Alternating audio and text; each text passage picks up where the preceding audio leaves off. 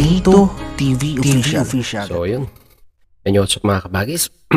Jubilito TV Official po, no? At eto na naman po muli ang isang edisyon ng ating reaction video mga kalingap at kabagis, no? Pero bago po lahat, syempre po, mega love shoutout po muna kay Kuya Val Santos Matubang, kay Ate Edna Vlogs, Kalingap Rap, Roel of Malalag, Rachel Morales Vlogs, Kalingap Netizens, Kalingap Subscribers, Kalingap Supporters, Kalingap Partners. Mega love shoutout po sa inyo lahat. So, ito na nga mga kalingap at kabagis, no? For today's reaction video, gawa lang po natin ang reaction. At muli po, pagbibigay ng opinion dito nga po sa naging recent live streaming ni JP Alibio Vlogs. So, alam naman po natin na naging mabango ang pangalan ni JP Alibio, isang kalingap partners nitong mga nakaraang araw dahil nga po sa issue patungkol kay Mr. Benty Boy. At alam din naman po natin na isa si JP Alibio sa mga pangalang mabangong pinag-uusapan ngayon dahil nga po isa po siya sa mga nag-react daw po doon sa group chat regarding nga po dito sa pagko-content ni Mr. Benty Boy sa mga beneficiaries ng mag-amang Matubang. So, hindi na po natin pag-uusapan yung konteksto ng issue regarding dito nga po kay Mr. Benty Boy. Pagkos ang pag-uusapan po natin ay itong dumadaming masasabi po ba nating bashers ni JP Alibio dahil sa kanyang estilo ng pagsagot sa mga bashers, sa mga katanungan ng mga bashers, at yung estilo niya rin po ng paggawa ng content or pagla-live. Maya-maya po malalaman po natin yan kung naging effective ba, may mga nag-unsubscribe ba sa kanya, or patuloy na lumalaki ang kanyang YouTube channel. So ito na nga, no? Kasi makalingap, kung mapapansin po natin, si JP Alibio, kung nagla-live po siya, ay iba yung interaction niya sa kanyang mga viewers, no? Hinahaluan niya ng konting biro, patawa, at may mga ibang netizens na hindi po natutuwa sa ganitong estilo. Although sinasabi naman po niya na talagang kung ayaw po nilang manood sa kanyang live ay malaya naman daw pong umalis. Pero ganun nga po ang sistema, no, mga kalingap, no? Bawat content creator ay may kanya-kanyang estilo kung paano po nila or kung paano po magkaroon ng interaction sa mga viewers. So, don't expect, mga kalingap, na laging katulad ko, yung style ng aking pagre-reaction video ay malumanay lamang at hindi nakikipag-away, ika nga. Different content creator, different style of vlogging, or different style sa paggawa po ng content. At si JP Alibio po ay kasali po doon. Iba po ang kanyang estilo. At talagang masasabi po nating iba ang kanyang estilo dahil nga po yung recent live streaming niya ay talagang nanawagan pa po siya na i-unsub siya. Kung sa tingin po ng mga viewers ay hindi po sila sang-ayon doon po sa ginawa niya. Bibihira po mga content creator or mga sabihin na nating charity vlogger ang gumagawa po ng ganitong panawagan. Dahil sa tingin po ni Mr. JP Alibio ay nasa tama po siya. At wala naman pong mali sa kanyang ginawa. Kaya panoorin po natin, no, mga kalingap at mga kabagis, yung pong live streaming ni JP Alibio na kung saan ay nananawagan siya na i-unsub po siya kung sa tingin po nila na hindi po tama ang kanyang ginawa. So ito po yun.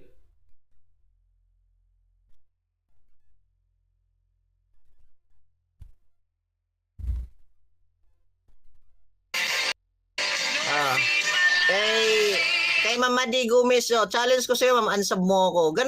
Ito yung malupit na ah, content creator, vlogger. Nagaano pa sa inyo na i-unsub, no? Ay, Ate Rosana Sabari, Miguel Love, shout out!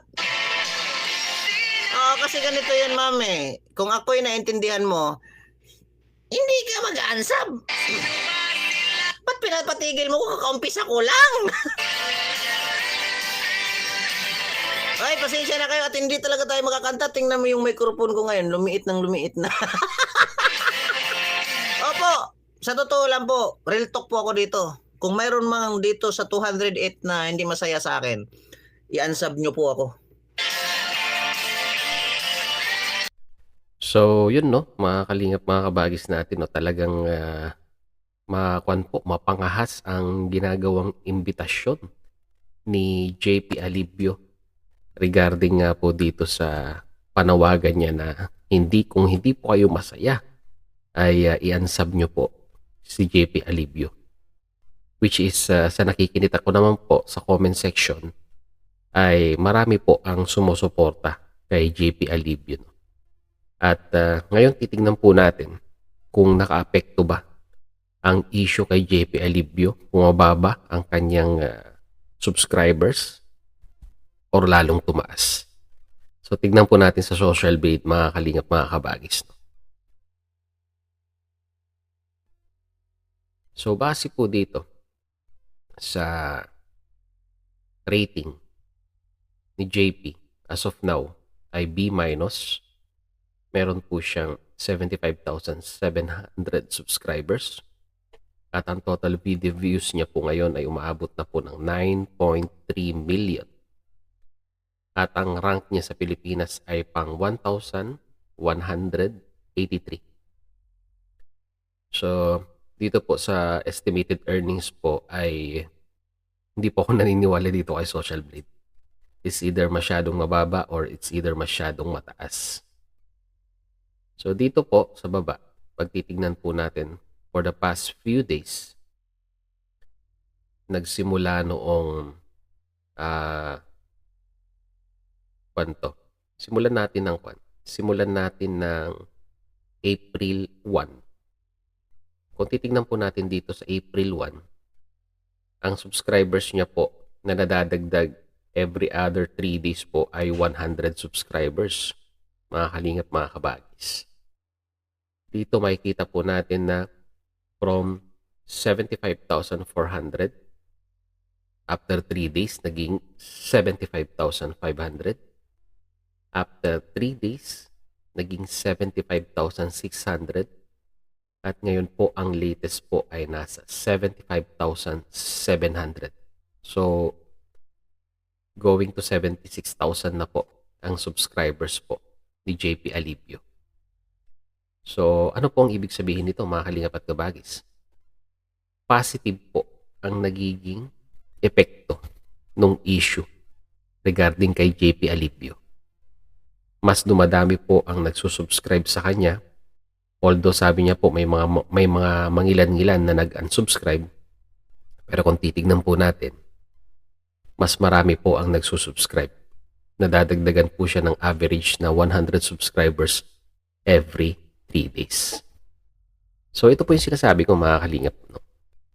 May mga issue na kung saan minsan ay magpapabagsak sa atin. At meron ding mga issue minsan na magpapaangat sa atin.